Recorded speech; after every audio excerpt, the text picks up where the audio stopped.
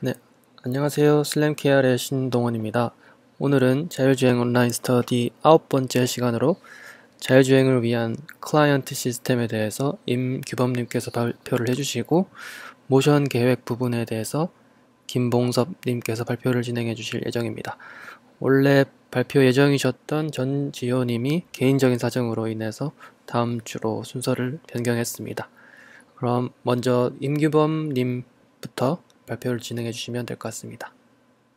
시작하도록 하겠습니다. 네. 네, 우선 로봇 오퍼레이팅 시스템 로스의 개념에 대해서 간단하게 말씀드리도록 하겠습니다. 네, 로스란 우선 로봇 소프트웨어 개발을 위한 이제 여러 편리한 기능들을 제공하는 운영체제와 같은 역할의 프로그램이고요.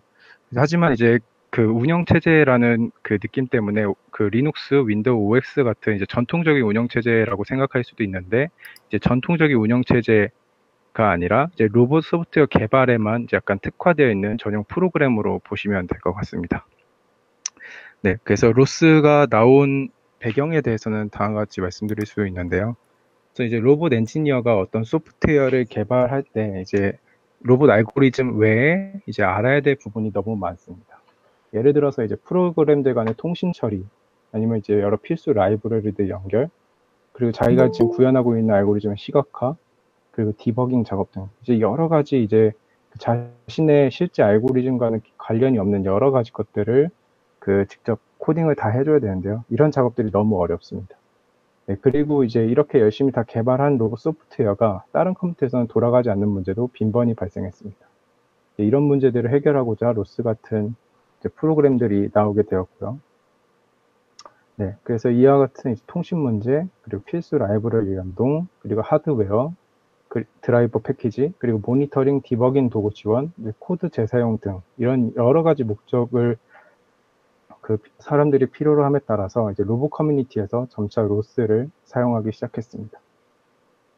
네, 로스의 역사에 대해서 간단하게 말씀드리면은 2007년에 이제 앤드류 교수님 연구실에서 진행하는 이제 스탠포드 AI 로봇 프로젝트라는 스테어 프로젝트가 있었는데, 이때 대학원생이었던 이제 모건 키글리가 이제 지금의 로스하고 개념적으로 비슷한 스위치 야드라는 프로그램을 개발하면서 시작이 됐습니다.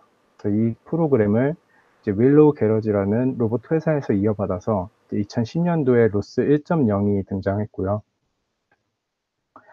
네, 그래서 이렇게 계속 로스 1.0부터 계속 개발하면서 2014년도에 이제 윌로우 게러지가 상업 로봇 시장에 진출했습니다. 따라서 이제 그 로스를 더 이상 개발하지 않고 OSRF라는 이런 재단에 넘겨주었고, 이제 현재까지 그 2014년부터 현재까지 OSRF 재단에서 관리하고 있습니다.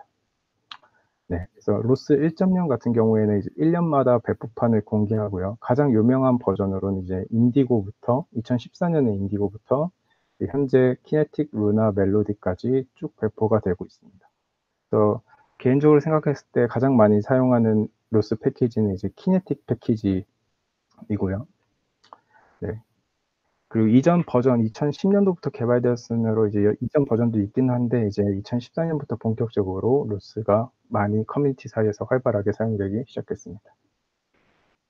네, 그리고 로스 2.0은 이제 2017년에 처음 등장했고, 이제 현재까지 활발히 개발 중입니다. 이제 오늘 말씀드릴 내용은 로스 1.0에 대해서 주로 말씀드리도록 하겠습니다. 네, 로스의 특징은 다음과 같습니다. 우선 플라밍이라고 해서 이제 각각의 프로그램들이 모듈러스 독립적으로 존재하게 되고, 이 프로그램들 간의 통신을 마치 배수관 연결하듯이 편리하게 할 수 있어요.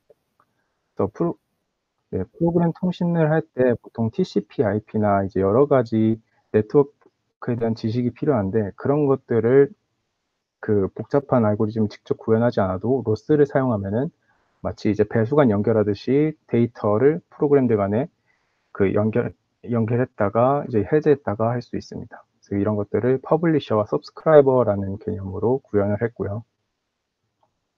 네, 그리고 프로그램 테스트를 위해서 이제 실행, 중단, 그리고 관측, 그리고 디버깅, 로깅, 그리고 시각화까지 이제 모든 프로그램 테스트를 위한 도구들을 제공합니다. 그리고 로스를 사용하면은 이제 로스 소프트웨어를 개발할 때 사용하는 다양한 이제 필수 라이브러리, 그리고 하드웨어 드라이버들을 제공해 줍니다. 네, 그리고 현재 로스 커뮤니티가 매우 활성화되어 있기 때문에 이제 그 안에서 구글링으로도 이제 다양한 정보를 얻을 수 있고 이제 커뮤니티로 인해서 코드 재사용성도 편리한 그런 장점이 있습니다. 그래서 이러한 많은 장점들을 로스가 가지고 있기 때문에 실제 자율주행 이제 소프트웨어 개발자들도 로스를 많이 사용하려고 하는 추세이고요. 아직 여러 가지 그 해결해야 될 문제들이 많이 남아있지만 또 로스를 점차 많이 사용하고 있는 것 같습니다. 네, 그리고 로스에는 이제 다양한 용어들이 존재하는데요. 그래서 우선은 그 노드와 패키지부터 말씀드리도록 하겠습니다. 우선 저희가 로스에서는 C++, 그리고 파이썬, 그리고 리습이라는 이런 프로그래밍 언어로 그 코딩을 할 수가 있고, 이제 이 코딩된 이 코드가 프로그램화 되면은 그 프로그램을 이제 노드라고 저희는 부릅니다. 그리고 패키지 같은 경우에는 이러한 프로그램들의 집합을 저희가 패키지라고 부르고요. 그래서 보통 캐킨이라는 그런 패키지.xml 이런 그 파일 규약을 따르는 패키지 형태로 저희가 그 로스 패키지를 구성합니다. 네, 그리고 퍼블리셔와 서브스크라이버의 개념에 대해서 말씀드리면은 퍼블리셔는 어떤 노드에서 데이터를 전송하는 객체 또는 클래스를 말합니다. 그래서 이런 아래 그림을 보시면은 이제 이 동그라미로 되어 있는 이 도식이 하나의 노드, 즉 프로그램이고 여기 네모로 되어 있는 이 도식이 그 토픽이라고 해서 추후에 설명드릴 어떤 데이터 배수관 같은 것인데요. 이렇게 데이터를 전송하는, 이 배수관으로 전송하는 애를 퍼블리셔, 이 배수관으로부터 데이터를 전송받는 애를 서브스크라이버라고 합니다. 네, 그리고 메시지와 토픽 같은 경우에는 이제 메시지는 쉽게 말씀드리면은 이 배수관에서 흐르는 물의 특성이라고 말할 수가 있습니다. 어떤 데이터가 이제 그 토픽을 지나다니는데 이제 어떤 데이터를 예를 들어서 인트, 스트링 또는 여러 가지 데이터 타입을 저희가 설정을 해줄 수가 있습니다. 이 토픽이라는 것 안에서 실제로 흘러다니고 있는 데이터를 저희가 메시지라고 하고요. 그리고 토픽은 이제 어떤 특정한 메시지의 고유한 이름입니다. 그래서 이 토픽의 이름을 저희가 알고 있어야지만 이 퍼블리셔와 서브스크라이버를 연결을 시킬 수가 있습니다. 그래서 아까 말씀드린 것처럼 이제 배수관 연결하듯이 이렇게 두 개 프로그램들 간의 데이터 통신을 이렇게 연결을 할 수가 있고요. 네, 그리고 로스에서는 이제 이 방금 말씀드렸던 이 메시지 그 방식 말고도 서비스하고 액션이라는 이런 통신 방법에 대해서도 제공을 하는데 이것에 대해서도 간단하게 말씀드리도록 하겠습니다. 네, 우선 메시지부터 설명을 다시 드리면은 이제 그 메시지는 로스에서 노드 간 가장 기본적인 통신 방법을 말합니다. 그래서 메시지를 전송하는 노드를 이제 퍼블리셔 노드, 전달받는 노드를 서브스크라이버 노드라고 합니다. 네, 그래서 그림과 같이 이제 퍼블리셔 노드가 어떤 특정 메시지 구조체를 담은 토픽, 이런 토픽을 발행을 하면은 여러 가지 그 서브스크라이버 노드가 이 발행된 토픽을 구독받는 형태로 되어 있습니다. 이게 그 개념적으로 봤을 때 세 번째 말씀드려야 하는데 이제 배수관 안으로 전송되는 물과 개념적으로 동일하다고 볼 수 있습니다. 그래서 이 데이터를 노드가 그 노드의 개수에 상관없이 제가 이 데이터를 그 받고 싶으면은 서브스크라이버를 통해서 연결해주면 되는 것이고요. 이런 식으로 어떤 프로그램들 간의 통신이 상당히 편리하기 때문에 이 로스 메시지 타입이 이 통신 방식이 가장 많이 사용됩니다. 네, 그리고 서비스 같은 경우는 약간 개념이 다른데요. 이렇게 아까 전에 말씀드렸던 메시지 같은 경우에는 이렇게 한번 배수관이 연결이 되면은 지속적으로 데이터 교환이 이제 이루어지는데 서비스 같은 경우에는 지속적인 데이터 교환이 아니라 어떤 특정 조건에서만 특정 기능을 저희가 사용하고 싶을 때 사용하는 로스 통신 방법입니다. 네, 예를 들어서 이제 자율주행 차량의 이제 인식 모듈에서 지금 밖에 비가 오는 것으로 판단이 된다면은 제어 모듈한테 와이퍼를 가동시키라고 어떤 서비스를 요청을 할 수가 있습니다. 그래서 이 와이퍼를 가동하는 이 기능 같은 경우에는 항상 아까 전에 말씀드렸던 그 퍼블리셔 서브스크라이버처럼 항상 데이터가 오고 갈 필요가 없기 때문에 이런 특정한 상황에 특정한 기능을 요청할 때는 이런 서비스라는 개념을 통해서 저희가 요청을 할 수가 있습니다.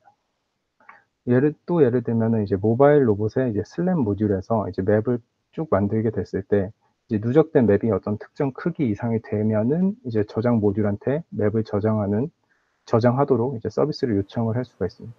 이런 식으로 어떤 특정 조건에서 특정 기능을 사용하고 싶을 때 사용하는 로스 통신 방법이고요. 그래서 그 말씀드린 내용은 이제 이렇게 리퀘스트 그리고 리스폰스로 구성되어 있습니다. 어떤 서비스를 저희가 클라이언트가 요청을 하면은 서비스를 처리하고 그리고 처리된 결과를 이제 전송하는 그런 식으로 이제 구성이 되어 있고요.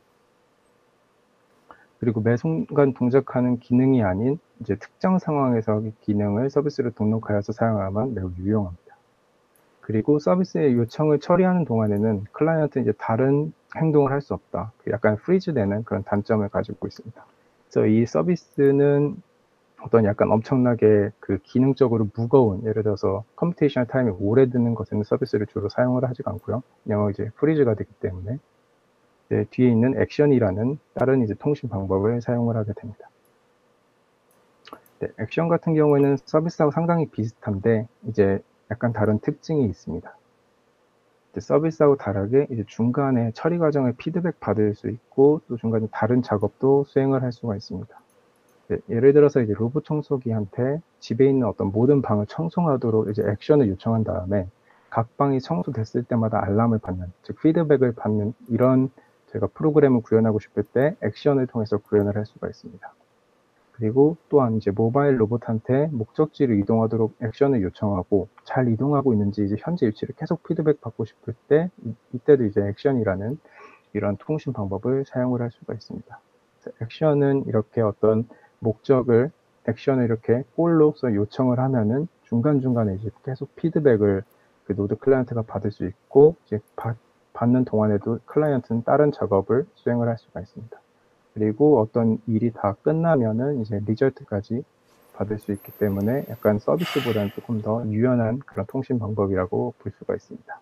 다만 약간 구현상의 복잡함이 있는 것이 단점이고요. 네, 그러면은 이제 그 뒤에서는 이제 여러 가지 로스와 관련된 터미널 명령어들을 살펴볼 텐데 이제 그 터미널 명령어들을 살펴보기 전에 간단한 이제 토이 이그젬플 2개를 먼저 말씀드리도록 하겠습니다. 이 토이 이그젬플 2개가 이제 뒤에 있는 터미널 명령어에서 사용될 예정입니다. 그럼 프랙티스 1이라는 이런 토이 이그젬플 같은 경우에는 퍼블리셔하고 서브스크라이버의 개념을 이해하기 위한 이그젬플이고요. 그래서 이렇게 퍼블리셔 노드와 서브스크라이버 노드가 있고 퍼블리셔 노드는 이제 헬로우 로스 토픽이라는 이런 토픽으로 인트형의 메시지를 1초에 1씩 증가시키면서 이제 퍼블리셔합니다. 이렇게 1, 2, 3, 4 이렇게 계속 퍼블리셔하면은 서브스크라이버 노드는 이 해당 토픽을 서브스크라이브 받아서 출력하는 그런 이그젬플 파일입니다. 네, 그리고 프랙티스 2 같은 경우에는 이제 서비스의 개념을 이해하기 위한 이그젬플이고요. 이제 서비스 서버 노드에서 클라이언트가 이제 2차원 평면의 2점, 이것을 이제 거리 계산을 요청하면은 이를 계산하여 반환하는 이제 서비스를 구현을 했습니다. 그래서 이런 식으로 클라이언트가 이렇게 2차원 평면상에서 2점을 리퀘스트 하면은 이제 이 서비스 서버의 이름은 디스턴스 칼스라는 서버이고요. 여기서 계산을 한 다음에 디스턴스를 이제 리스폰스로 클라이언트한테 주는 이런 프로텍스 이그젬플을 구현을 했습니다. 네, 그래서 이 모든 코드들은 우선 첨부 파일로 나중에 첨부해드릴 예정이니 참고해 보시면 될 것 같습니다. 네, 그리고 프랙티스 1 같은 경우에는 간단하게 이제 코드 설명을 드리겠습니다. 네, 프랙티스 1은 이제 이런 식으로 퍼블리셔 코드하고 서브스크라이버 코드 2개로 구성이 되어 있는데요. 우선 퍼블리셔 코드 먼저 설명드리도록 하겠습니다. 네, 우선은 맨 처음에 로스에서 사용하는 여러 함수들을 사용하기 위해서 로스 헤더를 선언하고 그리고 어떤 저희가 인트형 데이터를 전송을 하고 싶기 때문에 이제 std-msgs 패키지에 int32 헤더를 선언을 합니다. 그 다음에 이제 로스 init이라는 함수를 통해서 이제 이 publisher node라는 노드의 이름을 저희가 정해줄 수가 있고요. 그리고 이제 노드에 관한 다양한 함수를 가지고 있는 노드 핸들러 클래스를 저희가 객체를 생성합니다. 그 다음에는 이제 노드 핸들러 안에 있는 advertise 함수라는 그 함수를 사용을 해서 이제 메시지 타입이 이거인 그리고 이름은 헬로 로스 토픽인 어떤 퍼블리셔 객체를 하나 생성을 합니다. 그리고 이제 아래에서 루프를 돌면서 이제 데이터를 일씩 증가시키면서 계속 퍼블리시 할 건데, 이 루프의 주기를 1Hz로 설정하는 레이트 객체를 하나 선언합니다. 네, 그리고 이제 이 데이터를 실제로 날려줄 이 퍼블리시에 사용할 이 메시지 구조체를 저희가 선언을 해주고요. 그리고 이제 i는 1부터 시작해서 i가 1씩 계속 이제 무한 루프를 돌면서 이제 이 메시지 데이터라는 필드에 담기게 됩니다. 이 메시지 데이터는 이제 위에서 선언한 퍼블리시 함수의 인자로서 퍼블리시가 되게 되고요. 이 루프는 1Hz로 이 루프 자체가 고정이 되게 됩니다. 그래서 이 프로그램 실행의 결과 이제 이 퍼블리시 노드는 1Hz로 계속 헬로 로스라는 토픽으로 데이터를 전송을 하게 됩니다. 다음으로 이 전송하는 데이터를 받기 위해서 subscriber 로드의 코드를 구현을 했습니다. 네, 우선 그 퍼블리셔 노드와 같이 헤더를 똑같이 선언을 해주고요. 네, 그리고 우선 메인 함수에서 아까하고 똑같이 init이라는 함수를 통해서 subscriber 노드의 이름을 설정을 해줍니다. 이름 항상 고유해야 되고요. 그리고 똑같이 노드 핸들러를 선언해 준 다음에 노드 핸들러에 있는 subscribe라는 함수를 통해서 이제 subscribe를 받을 토픽의 이름을 입력을 해줍니다. 여기 있는 이 토픽의 이름을 그대로 입력을 해주고 이 토픽을 딱 받았을 때 실행하는 함수를 여기에 등록을 해줍니다. 이 hello loss callback이라는 함수는 여기 위에서 있는 함수고요. 그리고 loss spin이라는 함수를 통해서 이제 이 callback 함수를 동작하도록 설정을 할 수가 있습니다. 이 코드가 없으면 콜백 함수가 동작하지 않으므로 반드시 subscriber가 있는 로스 코드에는 이 코드가 추가가 되어야 됩니다. 그리고 while 루프가 혹시 만약에 메인 루프 있다 할 때는 이 spin이 아니라 spin once라는 함수를 사용하시면 될 것 같습니다. 네, 그리고 hello loss callback이라는 이 함수는 이 데이터가 들어올 때마다 딱 한 번씩 실행되는 함수인데 이제 인자로 이제 저희가 받는 이 int32의 메시지를 받고 이 메시지를 lossInfo라는 어떤 터미널 출력 함수를 통해서 hello loss 땡땡이라는 이런 그 터미널에 출력하도록 한다 하는 이 콜백 함수입니다. 아주 간단한 콜백 함수이고요. 데이터를 받아서 이제 hello loss 1, hello loss 2 이렇게 터미널에 출력해주는 함수를 구현을 했습니다. 네, 이게 이제 practice 1이라는 토익 example이고 이제 이 publisher와 subscriber의 개념을 이해하기 위해서 구현한 코드입니다. 다음으로 이제 practice 2 같은 경우에는 그 서비스의 개념을 이해하기 위한 example이고요. 그 아까 전과 똑같이 말씀을 드릴 같이 이제 두 점을 리퀘스트하면은 두 점 간의 거리를 이제 리스폰스로 받는 서비스고요. 코드 설명은 이제 시간 관계상 우선 생략하고 뒷부분에 이제 로스 서비스를 설명드릴 때 이제 해당 부분 다시 말씀드리도록 하겠습니다. 네, 이렇게 이제 저희가 방금 만들었던 프랙티스 1과 프랙티스 2를 통해서 이제 로스에서 주로 사용하는 명령어들을 설명드리도록 하겠습니다. 이렇게나 많이 있고요. 이것보다도 사실은 더 많이 있는데 주로 사용하는 명령어들만 이제 그 설명을 드리도록 하겠습니다. 그리고 설명드리기 앞서서 이제 여러 가지 그래픽을 좀 추가를 했는데 이제 이거 같은 경우에는 어떤 입력을 터미널한테 한다. 저희가 터미널에 어떤 입력을 할 때 쓰는 아이콘이고 이것은 입력한 다음에 나오는 어떤 출력이 터미널로 나온다는 뜻의 아이콘입니다. 어떤 영상은 이런 식으로 표현을 했고 어떤 그림은 이런 식으로 표현을 했습니다. 네, 우선은 모든 로스에 대한 코드를 실행하기에 앞서서 항상 터미널에는 이 로스 코어가 켜져 있어야 됩니다. 이 로스 코어 같은 경우에는 이제 노드들을 관리하는 어떤 마스터 노드라는 걸 생성을 해주고요. 그리고 어떤 노드들 간의 공유 변수를 관리하는 파라미터 서버라는 것이 있는데 이것도 생성을 해줍니다. 그리고 디버깅을 위한 로스 아웃이라는 노드까지 생성을 해주기 때문에 이 세 개가 없으면 로스가 동작을 하지 않습니다. 따라서 이 로스 코어 같은 경우에는 어떤 로스 프로그램을 실행하기 전에는 반드시 켜져 있어야 되는 것이고요. 터미널 하나에 이제 로스 코어 실행해 놓고 최소화시켜 놓으시면 됩니다. 다음으로는 이제 로스 런에 대해서 설명드리도록 하겠습니다. 이제 로스 패키지에서 내부의 노드 하나를 이제 실행시켜주는 도구이고 딱 하나의 명령어로 하나의 노드만 실행이 가능합니다. 그래서 이제 간단한 알고리즘을 테스트할 때 주로 사용하고요. 이제 이거를 모두 타이핑하는 게 약간 상당히 귀찮기 때문에 이제 탭 자동 완성이 지원이 돼서 명령어를 빠르게 입력해서 사용하시면 편리합니다. 그리고 당연히 로스 코어가 작동되지 않으면 실행이 되지 않고요. 네, 그래서 이렇게 터미널에다가 로스 런 한 다음에 패키지 이름 그리고 퍼블리셔 이름을 입력을 하면은 이, 이 패키지 안에 있는 이 퍼블리셔 노드라는 실행 프로그램이 실행이 됩니다.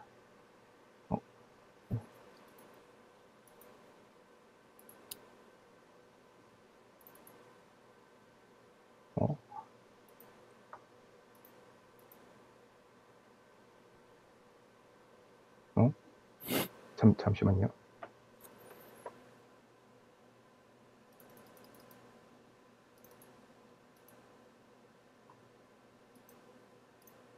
잠시만 1분만 다시 껐다가 키도록 하겠습니다.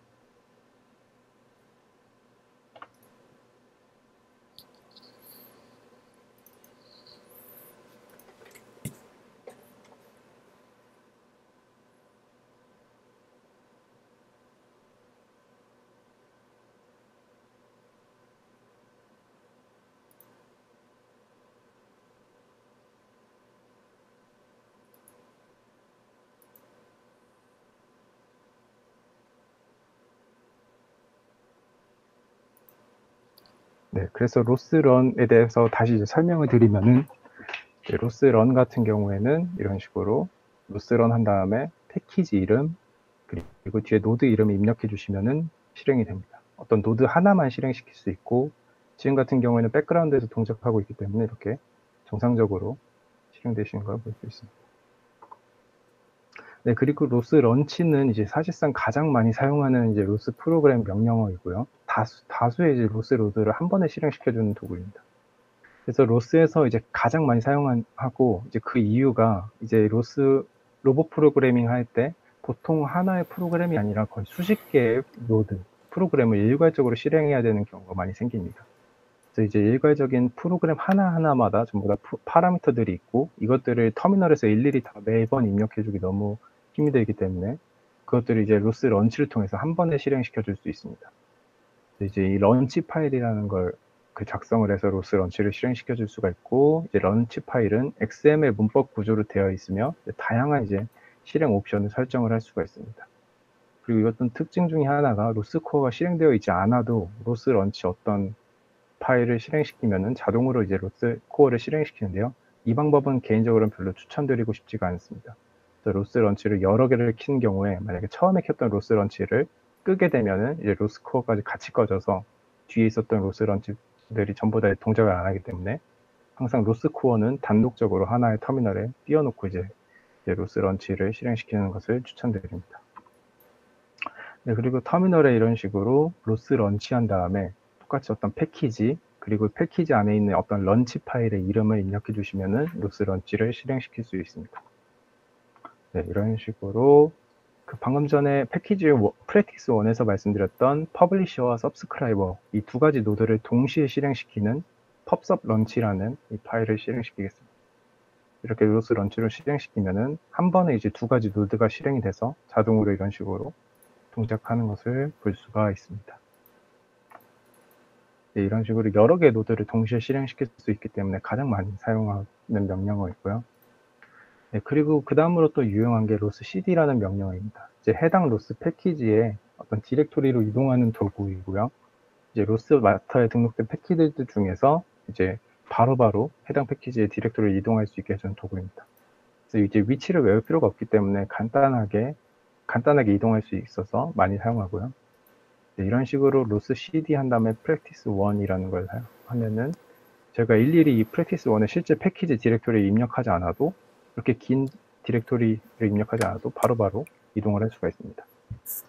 그리고 또 std msgs 패키지 디렉토리도 이렇게 바로 이동을 할 수가 있고요. 이동을 해서 이제 그 안에 있는 파일 작업을 신속하게 할 수 있기 때문에 생각보다 많이 쓰는 명령어 중 하나입니다. 이렇게 tf 패키지, 어떤 지오메트리 메시지 패키지 이런 식으로 빠르게 이동을 할 수가 있습니다. 그 다음에 이제 로스 토픽에 대해서 설명드리겠습니다. 로스 토픽은 이제 로스 메시지 조작 또는 관측을 이제 가능하게 해주는 도구이고요. 이제 이렇게 여러 가지 서브 옵션들이 존재합니다. 이제 로스 토픽 같은 경우에는 이제 데이터를 어떻게 출력하거나 전송할 때 사용하는 도구이고, 주로 디버깅용으로 많이 사용을 하고, 아니면 또는 간단한 테스트를 할 때 주로 사용을 합니다. 네, 우선 리스트에 대해서 먼저 설명을 드리면은 이제 어떤 토픽들의 목록을 출력하는 명령입니다. 그래서 이런 식으로 프랙티스 1이 이런 식으로 백그라운드에 있다고 했을 때, 이 토픽은 이게 토픽입니다. 이 목록을 저희가 확인하고 싶을 때 이런 식으로 로스 토픽 한 다음에 리스트를 입력을 해주시면은 현재 떠 있는 그 토픽들의 리스트를 볼 수가 있습니다. 그래서 여기에 있는 로스 아웃은 이제 로스 코어에서 자체적으로 실행시켜주는 이제 토픽들이기 때문에 저희가 따로 신경 쓰지 않고 이제 헬로 로스 토픽이 정상적으로 떠 있는 것을 확인하실 수 있습니다. 이런 식으로 로스 토픽 리스트를 입력을 해주시면은 헬로 로스 토픽이 뜨는 것을 확인할 수가 있고요.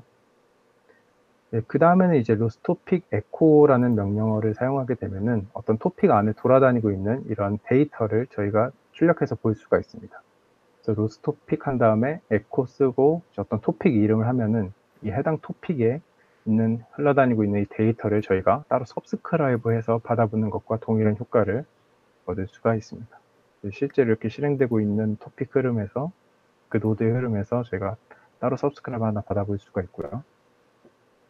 네, 실제로 터미널상에 입력하는 커맨드는 다음과 같습니다. 네.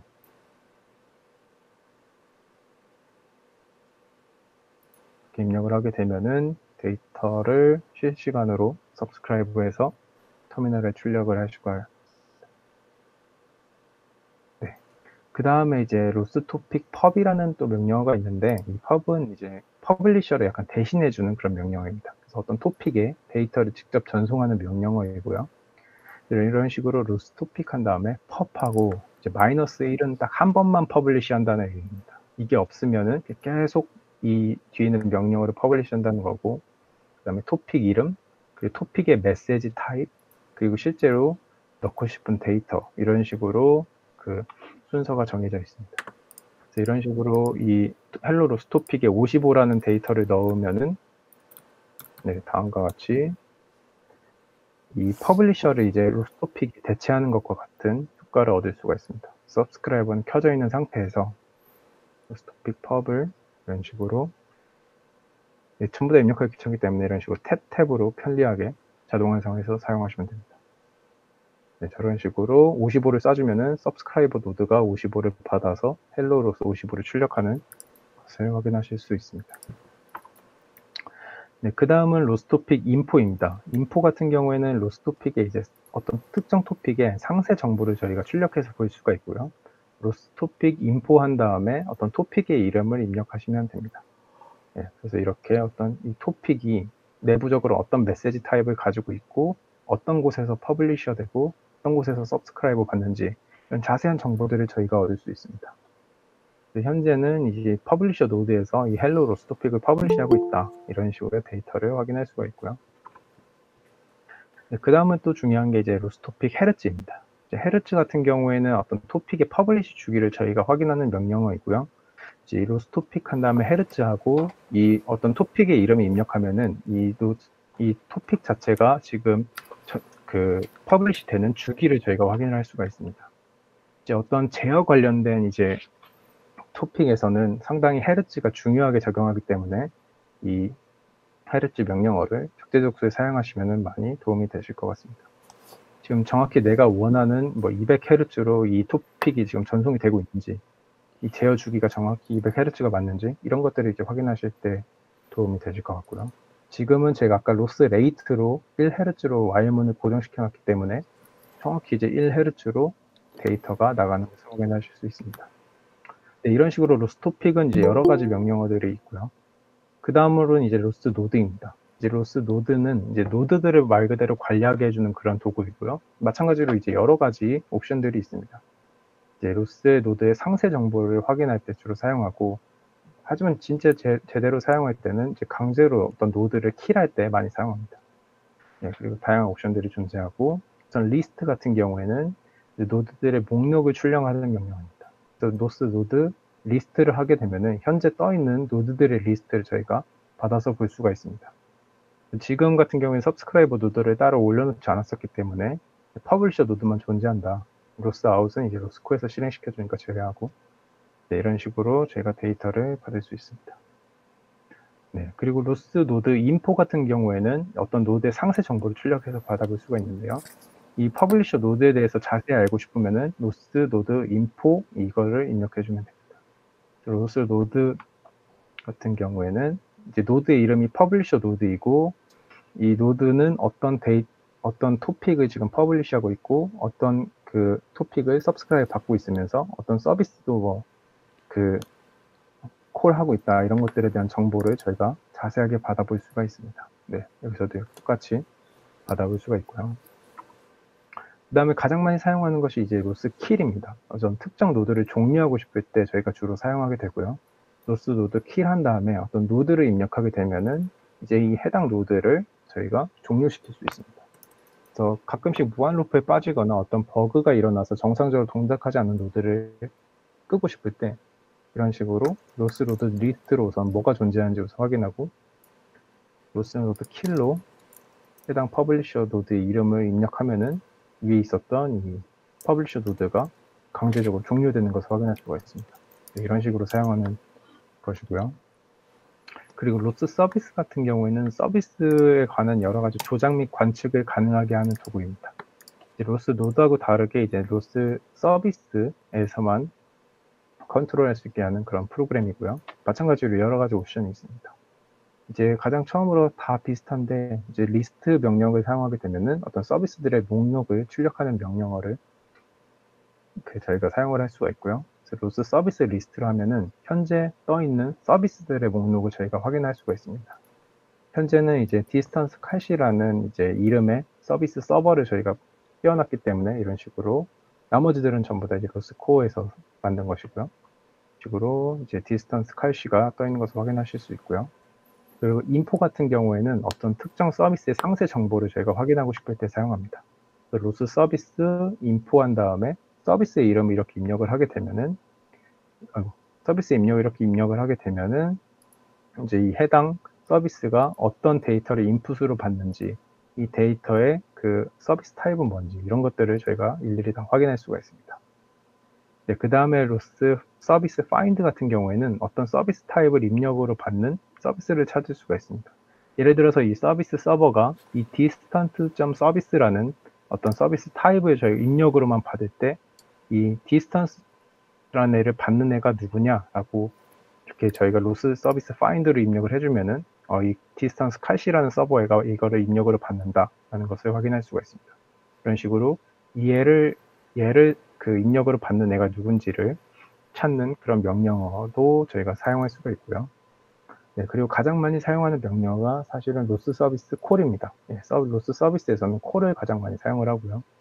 해당 서비스가 제공하는 어떤 기능을 실제적으로 터미널에서 요청을 할 수가 있습니다. 네, 그래서 이렇게 로스 서비스 콜 한 다음에 어떤 서비스 서버 이름, 그리고 서비스 서버가 받는 인자들을 이렇게 차례대로 넣어주면은 이렇게 서비스 서버에서 처리를 한 다음에 리스폰스를 터미널에 이렇게 출력을 해줍니다.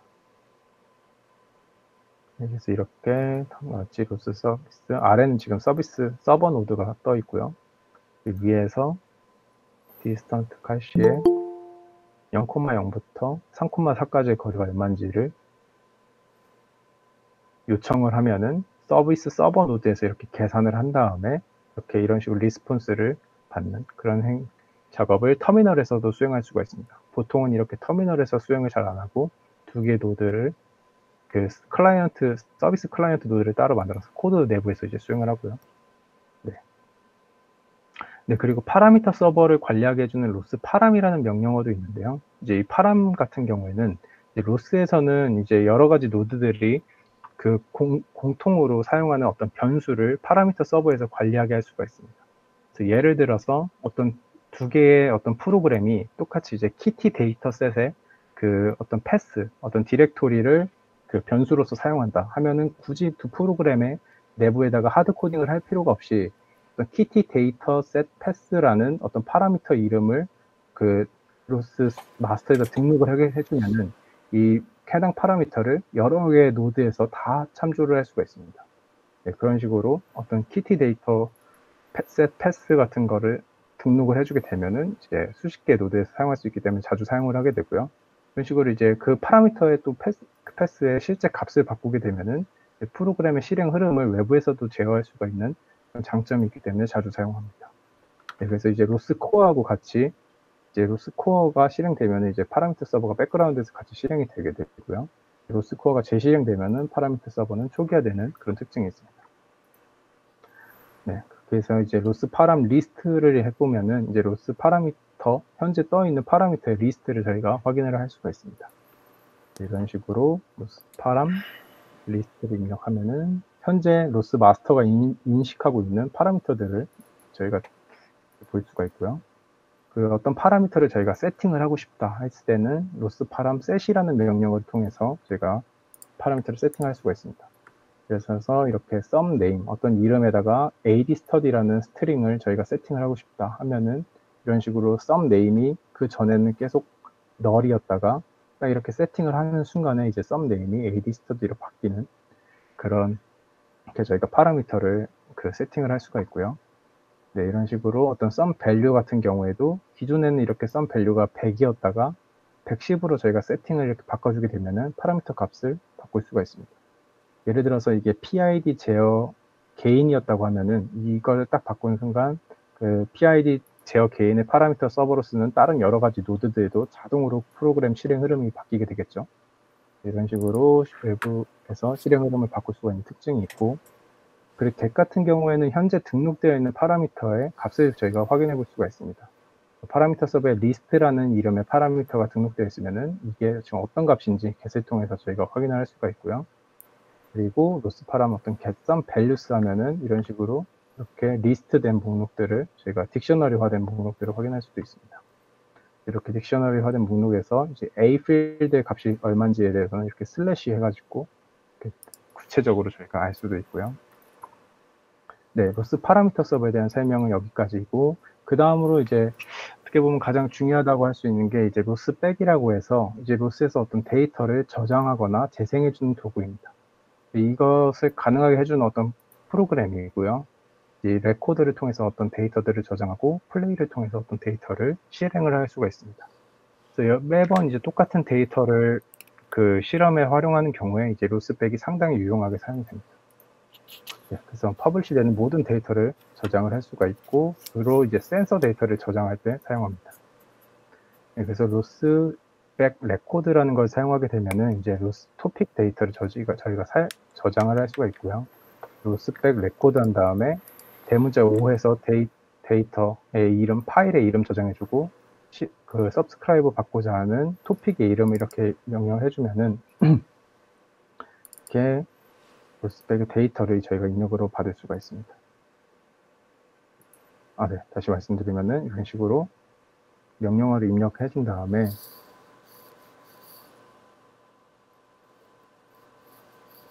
이렇게 한 다음에 위에서 이제 퍼블리셔 노드를 통해서 데이터를 이런 식으로 퍼블리시 하면은 이런 식으로 데이터를 1, 2, 3, 4, 5, 6, 7, 8 퍼블리시 될 때 로스백이 이것들을 전부 다 서브스크라이브 받아서 어떤 파일의 형태로 저장시켜 놓습니다.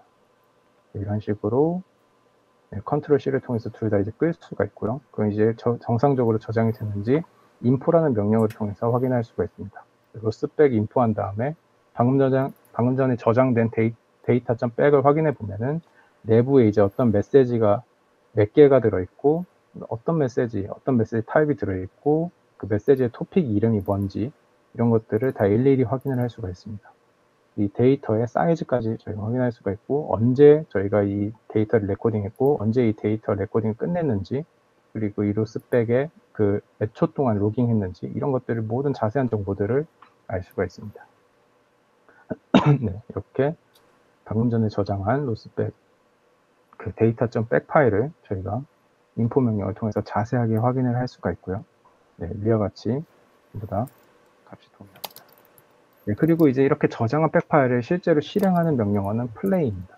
이렇게 로스백 플레이 한 다음에 데이터.백이라는 이런 그 명령어를 임자를 주게 되면은 이제 백 파일이 아까 전에 서브스크라이버였는데 이번엔 퍼블리셔가 돼가지고 기존에 지금까지 서브스크라이버 해놨던 모든 것들을 다시 퍼블리시하게 됩니다. 네, 그래서 이번에는 위에는 서브스크라이버 노드가 지금 대기하고 있고 아래에 이제 방금 전에 저희가 저장했던 백 파일을 플레이를 통해서 실행을 시킬 수가 있습니다. 네, 이제 방금 전에 저장했던 그 데이터를 아래에서는 퍼블리시하고 위에서는 서브스크라이브 받는 그런 형태입니다. 네, 이런 식으로 어떤 데이터를 한번 받은 다음에 정확하게 그 재생을 할 수가 있기 때문에 그 여러 번 센서 데이터를 계속 받을 필요가 없습니다. 한 번만 제대로 로스백으로 저장을 해놓으면은 다음에 어떤 저희가 알고리즘을 테스트하고 싶을 때 바로 로스백을 통해서 하면 되기 때문에 상당히 자주 사용하는 명령입니다. 네, 그래서 이거는 기억해 주시면 좋을 것 같고요. 네, 그리고 이것 지금까지 말씀드린 것 외에도 추가적으로 이제 RQT나 RBG라고 하는 이가 매우 유용한 로스 개발 툴이 있습니다. 이 두 가지에 대해서도 설명드리도록 하겠습니다. 네, RQT는 이제 Qt라는 어떤 어떤 그래픽은 아니고 어떤 약간 프로그래밍 그 라이브러리가 있는데요. 이 라이브러리 기반의 로스 종합 GUI 도구입니다. GUI라는 말은 어떤 데이터들을 그 비주얼라이즈해서 볼 수 있는 그런 여러 가지 모니터링 도구를 제공을 해줍니다. 네, 그래서 엄청나게 많은 플러그인들이 기본적으로 제공이 되고, 이제 저희가 임의적으로 Qt라는 이 라이브러리 문법만 알면은 저희가 임의로 추가해서 사용을 할 수가 있습니다. 네, 그래서 터미널에 rqt라는 명령어를 치시게 되면은 이제 여러 가지 이제 옵션들이 이제 뜨게 되는데요. rqt에서는 이래요. 액션에 대한 것들, 뭐 노드 패키지 시각화 도구, 로스 백파일 시각화 도구, 뭐 무브이, 로스 파이썬, 그리고 뭐 서비스 시각화 도구, 뭐 토픽 모니터링 도구, 각종 뭐 다른 데이터들 시각화 도구, 엄청나게 많은 플러그인들이 미리 있습니다. 그 중에서 가장 자주 사용하는 몇 가지에 대해서만 알아보도록 하겠습니다. 네, 우선 노드 그래프에 대해서 먼저 말씀을 드리겠습니다. RQT에서 메뉴 탭에서 플러그인, 인트로스펙션, 그리고 노드 그래프라는 것을 클릭하게 되면 다음과 같은 창이 뜨는데요. 이제 내부 백그라운드에서 돌아가는 이제 퍼블리셔와 그 서브스크라이버들의 상관관계를 이렇게 비주얼라이즈해서 볼 수 있습니다. 아까 이전에 말씀드렸던 모든 그런 이런 그림들이 다 여기에서 이제 가져온 것이고요. 이런 식으로 동그라미는 노드, 그리고 네모는 어떤 토픽을 의미합니다. 이렇게 연결 관계가 되어 있다는 것을 비주얼라이즈해서 볼 수가 있어서 상당히 많이 사용합니다. 이것이 없으면 저희가 다 이제 터미널 상에서 작업을 해야 되거나 머리로 계속 유추를 해야 되기 때문에 뭐가 지금 떠 있는지 그런 것들보다 이 RQT를 사용해서 보시는 게 훨씬 더 편리합니다. 네, 그 다음은 토픽 모니터인데요. 이 토픽의 모니터를 터미널 상에서도 아까 로스 토픽 에코로 볼 수도 있지만 이 토픽 모니터로도 쉽게 볼 수가 있습니다. 메뉴 탭에서 이렇게 토픽 모니터를 찾아가시면은 이제 현재 떠 있는 토픽 목록들이 나오게 되고, 토픽 목록들이 클릭을 해보게 되면은 이 토픽이 지금 몇 헤르츠로 어떤 데이터가 지금 들어오고 있는지, 어떤 데이터 타입을 가지고 있는지 이런 것들을 한눈에 이렇게 쉽게 볼 수가 있습니다. 이 명령어들도 이 RQT의 이 토픽 모니터도 상당히 자주 사용하는 그런 도구이고요. 네, 그리고 TF 트리도 이것도 상당히 자주 사용하는 건데, TF에 대해서 오늘 설명드리지 않았었는데, 어떤 좌표계 간의 상관관계를 나타내주는 로스 패키지라고 보시면 됩니다. 어떤 좌표계들 간의 관계를 나타내주기 때문에 이런 식으로 트리 형태로 구성이 되어 있고, 이것들도 전부 다 저희가 일일이 머릿속으로만 저희가 하거나 터미널로만 보기에는 너무 관계가 복잡하기 때문에 이런 식으로 비주얼라이즈해서 볼 수 있는 것이 TF 트리입니다. 네, 그래서 이런 식으로 그 TF 트리에 대해서 자세히 보여드리면은 이렇게 좌표계 간의 상관관계를 나타낼 수가 있고, 이 좌표계 간의 상관관계를 어떤 노드에서 지금 브로드캐스트 하고 있는지, 몇 헤르츠로 하고 있는지, 그 실제로 들어가고 있는 데이터들은 얼마나 길이가 되는지에 대한 정보를 저희가 다 확인할 수가 있습니다. 네, 그리고 이것은 플롯이라는 것이 있는데, 이건 자주 사용하는 것은 아닌데, 로스에서 이제 그래프를 저희가 이런 플롯이라는 걸 통해서 또 확인해 볼 수가 있습니다. 그리고 플롯에다가 이제 헬로 로스 토픽을 치게 되면은 우리가 지금 그 헬로 로스 토픽이 1초 1씩 데이터가 증가하기 때문에 이런 식으로 플로팅 되는 것을 보실 수가 있습니다. 이것도 때에 따라서는 많이 사용할 수도 있는데 개인적으로는 많이 사용하지 않았었던 것 같습니다. 그래서 알아놓으면 상당히 유용한 그런 플롯 툴이고요. 네, 그 다음으로 이제 지금까지는 이제 RQT에 대해서 설명드렸다면은 그 다음으로 이제 RBG에 대해서 설명드리도록 하겠습니다. 네, 거의 마지막 내용이고요. 이제 이 RBG가 저는 개인적으로 제일 많이 사용하기 때문에 이것도 상당히 중요하다고 볼 수가 있습니다. 모든 데이터들을 시각화할 때 주로 사용하는 도구이고, 이제 어떤 토픽의 데이터, 센서 데이터, 그리고 좌표계, 그리고 어떤 UIDF를 통한 로봇의 겉모습, 그리고 내비게이션, 그리고 매니플레이션, 그리고 여러 가지 모든 것들을 전부 다 시각화해서 볼 수 있기 때문에 그냥 데이터 어떤 숫자로 보는 것보다 훨씬 더 직관적으로 볼 수가 있습니다. 그리고 필요한 경우 플러그인 형태로 기능을 추가적으로 구현할 수가 있어서 이 점도 상당히 좋은 점입니다. 네, 그래서 터미널에 이렇게 IBIS라고 입력을 해주시면은 이제 어떤 IBIS 창이 이렇게 뜹니다. IBIS 창에 대해서 하나하나 설명을 드리면은 맨 처음에 이제 여기에는 가장 기본적인 IBIS 플러그인들이 있습니다. 이런 식으로 이 인터랙트라는 걸 클릭한 다음에 이 메인 뷰에서 클릭을 하면은 이 메인 뷰로 조작을 할 수가 있고요. 그것과 관련된 이제 여러 가지 다양한 툴들이 있습니다. 그리고 이제 이 현재 메인 뷰에서 지금 보여지는 것들에 대한 디스플레이 뷰, 현재 시각화되고 있는 토픽들의 목록을 저희가 볼 수가 있고요. 그리고 가장 중요한 이 메인 뷰, 3D 시각화 창이 있습니다. 그 다음에는 이제 카메라 뷰 해서 이제 이 메인 뷰에 이 카메라 옵션 어떻게 조절할지, 뭐 더 멀리 할지, 가까이 할지, 이런 것들을 저희가 조절을 할 수가 있고, 이 카메라 뷰를 통해서요. 그리고 현재 이제 로스의 시간 경과는 맨 아래 창에 진행이 되어 있습니다. 이런 식으로 IBIS는 구성이 되어 있고요. 그리고 어떤 디스플레이 뷰에 어떤 저희가 추가로 시각화해서 보고자 하는 토픽이 있다 했을 경우에는 이 add 버튼을 클릭을 하게 되면은 다음과 같은 창이 나옵니다. 네, 그래서 이렇게 by display type에서 이제 지금 현재 사용 가능한 모든 메시지 타입을 저희가 볼 수가 있고, 그리고 현재 만약에 어떤 데이터가 퍼블리시 중이다 했을 때는 이 by topic을 사용하게 되면은 현재 퍼블리시 중인 어떤 토픽들의 목록을 저희가 볼 수가 있습니다. 그래서 원하는 토픽을 클릭한 다음에 이제 시각화해서 메인 창에서 볼 수가 있고요. 네, 간단하게 예를 들어보면은 터틀보 3라는 그런 로스에서 기본적으로 제공하는 패키지가 있는데, 이거를 통해서 IBIS의 사용 예제를 말씀드리도록 하겠습니다. 다음 명령을 통해서 이제 해당 지금 이 관계를 구성을 했고요.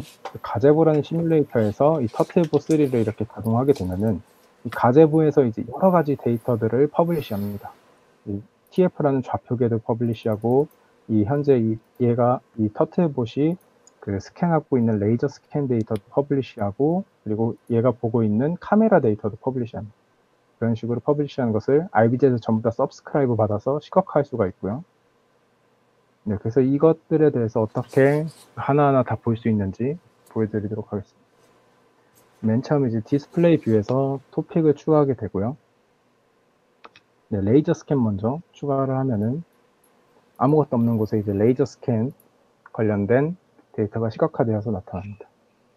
그 다음에는 이제 로봇 모델을 찾아서 시각화하게 되면은 이제 정중앙에 로봇 모델이 시각화되어서 나타납니다. 그 다음으로는 좌표 관계를 알고 싶기 때문에 이제 TF라는 토픽을 추가하게 되면은 이제 이 터틀볼 로봇이 가지고 있는 좌표 간의 관계를 시각화해서 볼 수 있습니다. 그 다음에 어떤 특정 좌표계만 보고 싶다 했을 때는 엑시스라는 토픽 목록을 사용해서 볼 수가 있고요. 그 다음에 이 터틀봇이 보고 있는 이 이미지, 카메라의 이미지를 시각화해서 보고 싶을 때는 이 이미지를 클릭하면은 여기 이 부분에 터틀봇이 보고 있는 현재 카메라의 데이터를 볼 수가 있습니다. 이 상태로 바로 봐도 되긴 하는데, 우선 기본적인 설정값이 너무 보기 불편하기 때문에 여러 가지 엑시스의 크기를 조절한다든지 시각화 세부 옵션을 저희가 조절을 할 수가 있습니다. 네, 저런 식으로 너무 컸던 거는 좀 작게 하고, 저런 식으로 TF도 너무 복잡하기 때문에 크기를 좀 작게 할 필요가 있었습니다. 그래서 마커 사이즈를 1에서 많이 줄이고요. 훨씬 더 깔끔하게 보이죠. 데이터 자체는 변하지 않지만 저희가 시각화의 세부 옵션만 변경시켜서 좀 더 저희가 보기 편하게 바꿀 수 있습니다. 그리고 레이저 스캔도 너무 약간 옅은 것 같아서 레이저 스캔도 좀 더 진하게 바꾸고요. 그리고 이 레이저 스캔의 색깔이 좀 마음에 안 들어서 다른 색깔로도 변경을 할 수가 있습니다. 이런 식으로 색깔도 변경을 할 수가 있고, 네, 이거는 그냥 취향 차이입니다. 각자 원하는 걸로 바꾸시면 되고, 네, 그리고 이렇게 로봇을 확대한 다음에 이제 로봇이 내부 TF들을 전부 다 가리고 있기 때문에 투명도를 줘서 저런 식으로 내부에 있는 좌표계들을 시각화해서 볼 수가 있습니다. 그리고 여기에 이제 제어 관련된 터미널을 사용을 해서 로봇을 조작을 하게 되면은 실제로 IBG 상에서도 로봇이 조작되는 것을 확인할 수가 있습니다. 네, 그리고 이제 마지막으로 3D 뷰포트를 통해서 카메라 옵션도 조절을 할 수가 있는데요. 이런 식으로 약간 궤도에서 보는 것 같은 올빛 뷰에서 2차원 프로젝션을 통해서 보는 것 같은 탑다운 올소 뷰, 이런 식으로 카메라 옵션도 저희가 변경해서 볼 수가 있습니다. 네, 이런 식으로 IBG는 이제 상당히 그 시각화에 대해서 자유도가 높기 때문에 제가 어떻게 사용하느냐에 따라서 알고리즘 테스트를 할 때 매우 유용하다고 볼 수 있습니다. 그래서 이 IBG도 만약에 로스를 사용하실 거면 반드시 이제 마스터하시기를 이제 추천드리고요. 네. 그리고 지금까지 이제 많은 내용들을 설명을 했는데, 이제 실제로는 이제 이것보다도 더 많은 내용들이 이제 로스에서는 배울 것들이 좀 많습니다. 전부 담지는 못했고, 아래 자료들을 모두 참고해서 이렇게 보시면은 로스를 이제 공부하실 때 많은 도움이 되실 것으로 생각됩니다. 네, 그래서 오늘 발표는 이제 여기까지 하겠습니다. 네, 감사합니다. 네, 감사합니다. 발표 전체적으로 ROS 관련해서 정리를 꼼꼼하게 잘 해주신 것 같아가지고 나중에 궁금한 게 생기면 또 찾아보고 하는데 또 도움이 될 것 같네요. 혹시 다른 분들 질문 있으신 분 있으실까요? 네, 뭐 제가 간단한 질문 한 가지만 하겠습니다. 실제로 많이 또 사용해 보고 계신 것 같아가지고 여쭤보는 건데요. 그 로스에서 이제 통신 방식 중에서 가장 많이 쓰고 있는 것들이 이제 메시지에서 날라오는 토픽을 그냥 서브스크라이버에서 받는 방식으로 저는 알고 있는데요. 근데 하나의 노드에서 결국은 퍼블리셔랑 그다음에 서브스크라이버의 역할을 두 개 다 이렇게 동시에 할 수가 있잖아요. 그 네, 맞습니다. 관점에서 서비스나 액션의 어떻게 보면은 그냥 메시지 방식으로도 구현이 가능할 것 같은데, 그렇게 뭐 사용을 안 하는 것들이 그러니까 이제 그냥 단순히 코드를 만드는 데 복잡성 때문인지, 아니면 서비스나 액션 자체가 주는 여러 가지 이점 때문인지, 실제로 그런 식으로 이렇게 뭐 사용해 보신 경험이 있으신지가 조금 저는 없어서 궁금해서 좀 여쭤봤습니다. 네. 저도 이제 맨 처음에 서비스하고 액션을 알기 전에는 이제 여러 가지 이런 기능들을 메시지로 우선 구현을 한 다음에 이제 어떤 if문이 충족이 되면은 이제 서비스나 액션과 같은 기능이 수행되도록 이제 해라. 약간 이런 식으로 저희가 그 프로그램 흐름을 구성을 했었는데요. 우선 서비스하고 액션 자체가 이제 가지고 있는 여러 가지 이제 그 라이브러리 내부의 함수들이 있기 때문에 이제 실제로 이제 이런 기능을 사용하고자 했을 때는 서비스랑 액션을 사용하는 것이 훨씬 더 효과적이라고 이제 많이들 얘기하시는 것 같았습니다. 네, 그래서 이제 물론 이제 하나의 어떤 노드에 그 전부 다 이제 메시지하고 이 메시지 방식으로 전부 다 구현을 할 수가 있지만 서비스하고 액션이 이제 여러 가지 그 시간 체크 툴이라든지 여러 가지 함수에 대한 기능들을 많이 제공을 하기 때문에 이제 아마 실제로 이런 기능들을 제대로 구현하실 때는 이제 서비스 또는 액션으로 구현하시는 게 좀 더 좋을 것으로 이제 생각됩니다. 네, 감사합니다. 제가 조금 부연 설명을 하자면 그 퍼블리셔 이제 메시지 방식은 비동기 단방향 메시지 통신이라고 하는데 그게 계속 지속적으로 계속 퍼블리셔는 계속 그 메시지를 브로드캐스팅 방식으로 계속 뿌리고 서브스크라이버는 그냥 계속 받아들이고 이런 식으로 하는데, 대신 서비스나 액션 같은 경우는 일회성으로 그냥 한 번만 요청하고 리스폰스를 받으면 끝나게 되는 그런 형태인 걸로 알고 있거든요. 그게 이제 동기식 양방향 메시지 통신 또는 비동기식 양방향 메시지 통신 이렇게 얘기를 하더라고요. 그래서 그게 조금 차이가 있는 부분인 것 같습니다. 예, 뭐 저도 조금만 부연하면은 이게 그러니까 기능적으로 센서 같은 경우에는 어차피 메시지 방식으로 해도 큰 문제가 안 생길 수가 있는데 그러니까 그 요청을 얘가 받았는지 안 받았는지 이런 것들을 확인해야 될 필요성이 있을 때가 있어요. 그러니까 아까 그 동원님이 동기식, 비동기식을 얘기했는데, 그래서 동기식으로 이렇게 해서 얘가 그 보내내는 일방적으로 보내죠. 그러니까 퍼블리셔 같은 경우에는 메시지에서. 근데 사실 메시지 통신으로는 얘가 서버에서 뭐 제대로 받고 있는지, 그러니까 받는 쪽에서 제대로 받고 있는지 안 받고 있는지 확인하기가 어렵기 때문에 그런 측면에서는 예, 그러니까 뭐 그런 것들을 이제 확인하려면 다시 또 코드를 짜서 뭐 또 거기서 뭐 또 다시 보내게 해야 되고 이런 것들이 있어서 구현상에서는 이제 액션 쓰는 게 사실은 서비스 레벨로 갈수록 좀 더 좀 안정적인 것 같아요. 예. 네, 두 분도 답변해주셔서 감사합니다. 제가 질문 하나가 있는데요. 여기서 설명해 주시진 않았지만 저는 다른 질문인데 ROS가 이제 노드가 어쨌거나 같은 네트워크 상에 있으면은 이제 ROS 프레임워크가 자동으로 이제 연결을 통해서 퍼블리시 또는 subscribe를 할 수 있게 만들어주는 것이죠. 예를 들어서 뭐 워크스테이션 PC에서 어떤 노드가 있고 또 디바이스에서 어떤 노드가 있는데 예를 들어서 뭐 로봇 그럼 그 두 개가 같은 네트워크망에 있으면은 자동으로 ROS가 해주는 것이죠. 메시지 통신을 네. 그렇게 하는 게 기본으로 되는 것이고 알겠습니다. 네, 맞습니다. 그렇게 이제 이기종 간에 통신을 할 때 이제 랜으로 이제 서로 이 기종들을 물려준 다음에 이제 어떤 하나의 마스터에서 하나의 PC에서 로스 코어를 키게 되면은 이제 서로 연결이 되는 것으로 알고 있습니다. 맞죠? 네, 알겠습니다. 네. 그리고 하나 더는 이게 저도 ROS를 자주 이제 활용하는데 혹시 이제 디버깅 같은 걸 할 때 특별히 사용하는 툴이라는 게 있을까요? 저 같은 경우는 그냥 여기서 설명해 주신 것 중에는 뭐 플로팅, RQT 플로팅도 있고 뭐 이렇게 에코를 통해서 메시지 내부를 보는 것도 있지만 뭐 GDB라던가 뭐 그런 식으로 이렇게 디버깅을 할 수 있는 게 있을까요? 저는 사용해보지 않았는데 Qt 크리에이터에 이제 로스 디버깅 관련된 플러그인이 있는 걸로 들었습니다.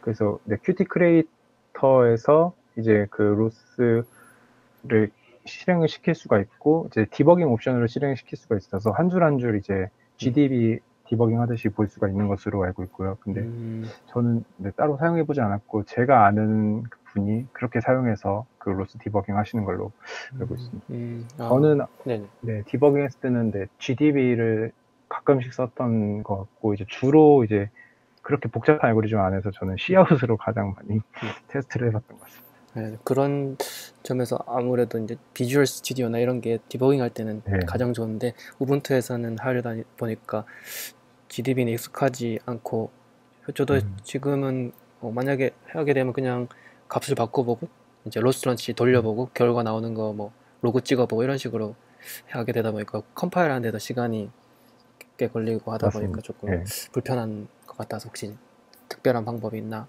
싶어서 여쭤봤습니다. 감사합니다. 감사합니다. 그러면 추가로 질문이 없으시면 발표는 여기까지 하고 다음 김봉섭님 발표로 넘어가도록 하겠습니다. 발표해주신 임규범님 감사합니다. 감사합니다. 지금 시작하도록 하겠습니다. 네. 모션 계획의 발표를 맡은 김봉섭이라고 합니다. 네. 먼저 모션 계획은 결국에 인지학, 그 다음에 로컬라이제이션에서 온 결과를 가지고 그 다음에 차량의 궤적을 어떻게 만들 것인가에 대한 내용으로 저도 이해를 하고 지금 내용을 정리를 했었는데요. 네. 모션 계획 같은 경우에는 지금 여기에서 책에서 나온 내용과 그 다음에 이번에 표준으로 정의된 SAE에서 표준으로 정의된 내용이 비슷한 내용이 있어서 그걸 같이 이야기 드리려고 발췌를 해서 왔습니다. SAE J3016에서는 모션 계획과 거의 비슷한 내용을 DDT로 설명하고 있는 것으로 확인이 됐었는데요. 잠시만요. 다이나믹 드라이빙 태스크라고 해서 이 부분은 종방향의 제어와 횡방향의 제어 그리고 그 다음에 인지에 대한 내용을 가지고 그 다음에 경로를 구성해서 움직일 수 있는 회피나 여러 가지를 할 수 있도록 만들어지는 이제 LPP 개념의 내용이라고 저는 생각을 했습니다. 그래서 이 내용으로 정리를 해서 이야기를 드리려고 하고요. 그 다음에 SAE 3016 같은 경우에는 이제 GPP는 웨이포인트 개념으로 이제 나뉘어서 총 이제 3개 단계를 나누어진 것으로 확인을 했습니다. 네. 경로 계획 같은 경우에는 이제 기존의 로봇보다는 좀 더 차량이 쉽다고 이야기를 하고 있는데요. 그 이유 중에 하나는 결국에 차량은 도로 위에서는 2차원 평면에서 이제 차량을 움직이는 것이기 때문에 아무래도 다가자를 사용하거나 여러 가지 이제 입체적인 그런 모션을 하는 로봇보다는 좀 더 쉽게 접근할 수 있다라고 이야기를 하고 있습니다. 하지만 차량에서는 이제 결국에 차량 좌표계에 이제 네 개의 그 바퀴나 이런 거에 대한 이제 내용들도 고민을 해야 되기 때문에 복잡도가 생각보다는 있는 것으로 확인이 됩니다. 자동차와 그 다음에 도로의 모델을 각각 내용을 정리를 하였고요.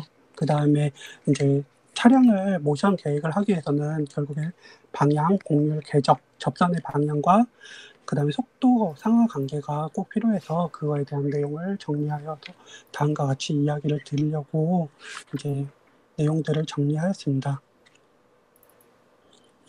그리고 자동차 모델 및 경로를 고려한 수식은 다음과 같이 정리를 하였고요.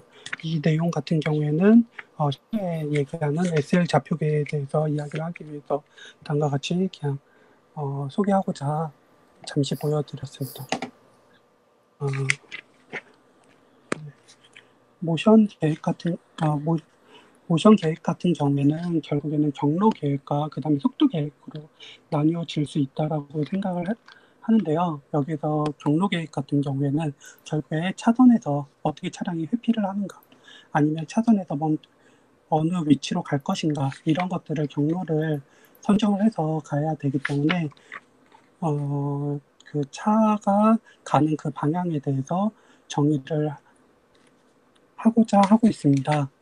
여기에서 지금 SL 좌표계 같은 경우에는 조금 더 간단하게 차량이 여러 곳을 갈 수 있다, 이런 범위에서 좀 더 축소해서 차량을 도로 안으로 이제 한정 지어서 만든 좌표계고요. 그래서 잠시만요. XY 좌표계의 센터 라인을 잡고요. 거기에서 이제 차선의 결국에 중앙점을 잡아서 그쪽을 이제 중앙점에 대한 기점을 S에 대한 이제 그 랭스를 이야기하고 있고요. 종방향의 거리를 이야기하고요. 그 다음에 그 L 같은 경우에는 이제 그 차선에서 가운데에 있는 값으로 이제 좌측으로 올라갔을 경우에는 이제 양의 값으로 이야기를 해서 그 차의 이제 위치를 각각 포인트를 잡을 수 있게 이야기를 하고 있습니다. 여기에서 이 방식을 사용하는 이유는 제가 봤을 때는 결국에 곡률 때문에 사용을 하고 있다라고 생각을 하게 되었고요. 차선에서는 지금 제일 중요한 포인트 중에 하나가 다양한 곡선에서 위치를 잡을 때 X, Y 좌표계로 잡을 경우에는 격자의 균일성을 잡을 수 없어서 SL 좌표계를 사용하는 것으로 확인을 하였습니다. 이 책에서 이야기한 SL 좌표계 같은 경우에는 각각의 이제 SL 좌표계 같은 경우에는 이제 도로의 제가 말이 좀 꼬여가지고요. 다시 한번 이야기 드리겠습니다. SL 좌표계에서 이제 각각의 그 곡선들을 죄송합니다. 지금 조금 말이 꼬인 것 같은데요. 괜찮습니다. 네. 이제 종방향과 행방향에 대해서 정의를 해서 나타나게 되는데, 여기서 책에서 지금 예제로 나타내준 내용에서는 이제 각각의 4개의 시퀀스를 잡아서 그 4개의 시퀀스와 4개의 방향, 그러니까 4개의 방향과 그다음에 그러니까 4개의 종방향과 그다음에 횡방향에 대해서 각각을 정의를 하고 있고, 이 경로는 결국에는 256가지 정도 중에서 째고 미니마이즈된 코스트 펑션을 이제 갖는 최적 경로를 정의할 수 있도록 이렇게 나와 있습니다. 여기에서 필요한 내용들은 결국엔 오브젝트가 어느 위치에 있을 경우에 최적 이제 미니마이즈된 코스트 펑션을 찾는 어떠한 값들을 알아내기 위한 이제 방법이라고 확인이 되었고요. 여기에서 이제 궤적 지점 간의 연결은 결국에는 이제 곡선으로 차량의 이제 거동을 포함해야 되기 때문에 곡선의 움직임으로 해서 차량이 거동이 될 수 있는 그런 범위로 만들어야 되기 때문에 3차에서 5차항을 갖는 나선형 구조로 만들어져야 되고, 각각의 포인트는 연결성을 갖도록 만들어야 된다라고 이야기를 하고 있습니다. 궤적 지점 간의 연결을 이제 아까 전에 이야기했었던 것처럼 곡선으로 이제 만들어야 되는 이유가 결국에 차선의 거동을 포함해야 되기 때문에 그렇게 해야 된다라고 이야기했고요. 그 다음에 연속 경계 조건을 만족하기 위해서는 이제 3차 항을 갖는 형태로 하는 3차 항을 갖는 게 좀 더 쉽게 접근할 수 있다라고 이야기를 하고 있습니다. 여기에서 이제 각각의 그 경로를 만들 때는 결국에 딥러닝과 거의 비슷한 방식을 사용하고요. 거기에서는 결국에는 그라디언트 디센트를 찾아서 그 위치를 이제 미니마이즈된 코스트 펑션을 찾아내고, 거기에서 이제 곡선을 연결할 수 있도록 만들어서 좀 더 이제 연결을 무난하게 할 수 있도록 해주려고 하고 있는 것으로 확인되었습니다.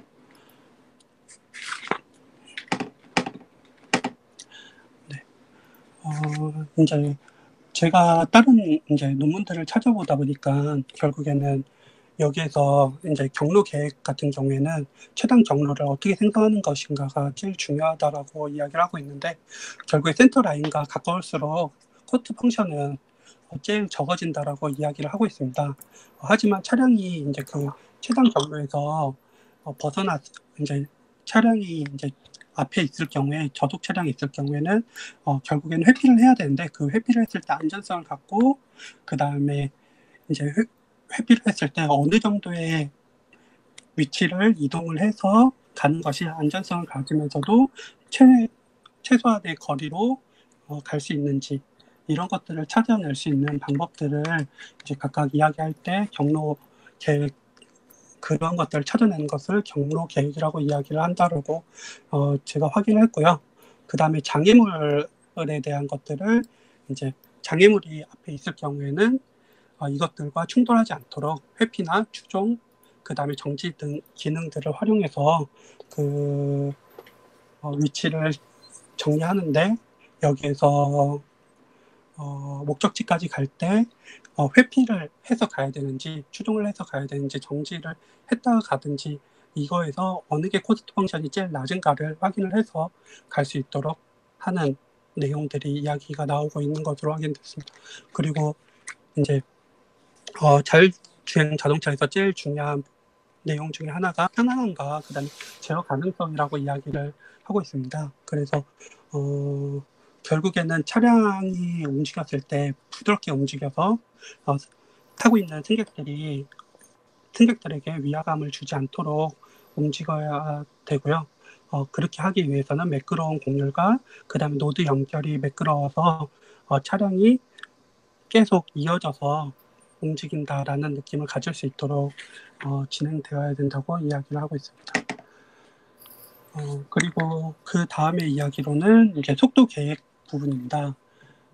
속도 계획 같은 경우에는 경로 계획과 다르게 그 차량이 이제 경로 계획 같은 경우에는 차량이 어떻게 움직일 것인가, 그러니까 종방향과 횡방향으로 어떻게 움직일 것인가에 대한 계획이라고 하면, 속도 같은 경우에는 주변의 차량과 맞춰놔서 어떻게 움직일 것인가, 그러니까 속도를 어떻게 조절할 것인가, 그리고 또 신호등이나 아니면은 주변의 표지판, 속도 제한 표지판 등을 이제 인식을 해서 그 속도를 어떻게 계획해서 움직일 것인가에 대해서 이야기를 하는 것으로 저는 파악을 했고요. 여기에서도 결국에 ST 그래프라는 이야기들이 나오는데요. ST 그래프 같은 경우에는 S는 종방향에 대한 거리축을 이야기하고요. 그 다음에 T는 시간축을 이야기하고 있습니다. 여기에서 종방향에 대한 거리축이 S로 이야기하고 있는 이유는요. 차량이 결국에 움직이는 이제 앞에 속도의 개념으로 봤을 경우에는 결국에는 거리와 그 다음에 시간이기 때문에 그 시간 중에서 종방향에 대한 범위만 확인이 되면 거기에서 이제 이따가 이야기하는 횡방향도 포함돼서 이야기하는 것들이 나올 수 있을 거라고 이야기를 하고 있습니다. 그 횡방향을 포함한 이제 속도 그래프 같은 경우에 SLT로 이야기를 하고 있고요. 먼저 그 전에 ST에 대해서 이야기를 드리겠습니다. ST 같은 경우에는 결국에는 이제 어떠한 주변의 장애물, 그러니까 뭐 앞에 차량이나 아니면 장애물 이런 것들을 확인을 하고 거기에서 어떻게 그 속도를 정의를 할 것인가 이런 것들을 이야기를 하는데요. 예제에서는 결국에는 이제 A와 B라는 차량이 있는데 이 차량에서 이제 두 개의 차량에게 다 양보를 해서 후위에서 따라가는 형태로 갈 것인가, 아니면 중간에 컷인을 해서 이제 A한테는 추월을 하고 B한테는 양보를 해서 갈 것인가, 아니면 A, B 차량을 모두 추월해서 갈 것인가, 이러한 개념들을 각각 이제 계획하는 내용이라고 이해를 했습니다. 네, 이제 여기에서 이제 융합적인 내용을 각각 이제 봐야 된다라고 이야기를 하고 있는데요. 결국에는 경로 계획과 속도 계획은 차량이 움직이는데 같이 이용이 되어야 된다라고 이야기를 하고 있고요. 당연히 경로, 종방향과 횡방향에 대한 경로와 그 다음에 차량이 움직이는 속도, 그 다음에 차량의 각도, 이러한 범위들은 차량이 움직일 때 제일 중요한 내용이기 때문에 그것들을 고려해서 모션 계획을 해야 된다라고 이야기를 하고요. S는 종방향 거리 축으로 이야기를 여기에서 이제 전체적인 아까 전에 이야기했던 것처럼 경로 계획과 속도 계획을 다 합친 거는 SLT로 이야기를 할 수 있고요. S는 종방향에 대한 거리고, 그 다음에 L은 횡방향에 대한 거리, 그 다음에 T는 시간축으로 이야기를 해서 각각의 3차원 좌표로 이제 3차원 그래프로 이야기를 할 수 있고요. 이거에 따라서 이제 추종, 양보, 추월, 그 다음에 차선 변경, 정지 이런 것들을 활용하게 되면 차량의 모션 계획은 거의 할 수 있다라고 이야기를 하고 있습니다. 예시 내용에서는 각각의 이제 속도를 어떻게 낼 것인가에 대해서 이제 정의를 하고, 그에 따라서 각각의 차량이 움직이는 패턴, 이제 종방향과 해양 방향의 이제 모션 계획들을 한 내용에 대한 그림이고요.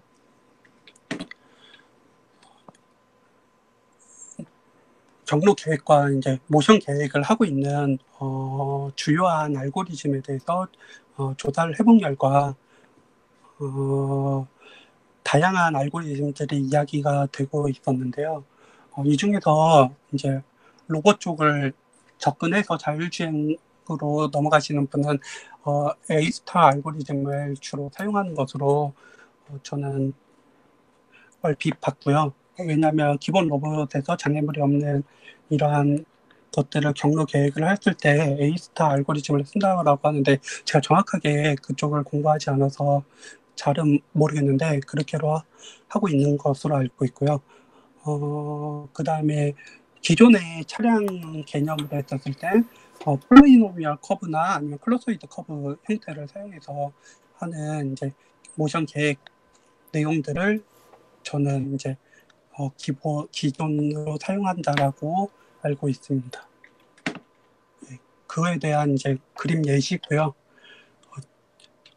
원래 제가 전주에 발표를 했어야 되는데 갑자기 이번 주로 넘기면서 제가 공부를 안 했더니 내용이 좀 많이 이렇게 엉성해져가지고 예, 죄송합니다.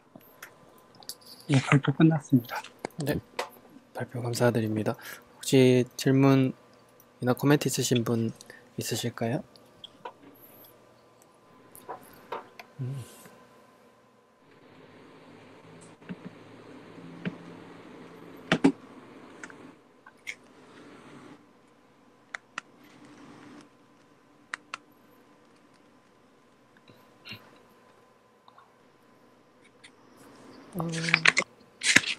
네, 뭐 추가적인 질문이 없으신 것 같아서 오늘 발표는 여기까지 하도록 하겠습니다. 네, 발표 준비해 주셔서 감사합니다. 그러면 다음 주가 8월 4일인데요. 그때 이제 오늘 스케줄 변경하신 전지효님부터 발표를 하시고, 그 다음에 자율주행을 위한 클라우드 플랫폼에서 오정주 사지원님이 발표를 하게 될 예정입니다.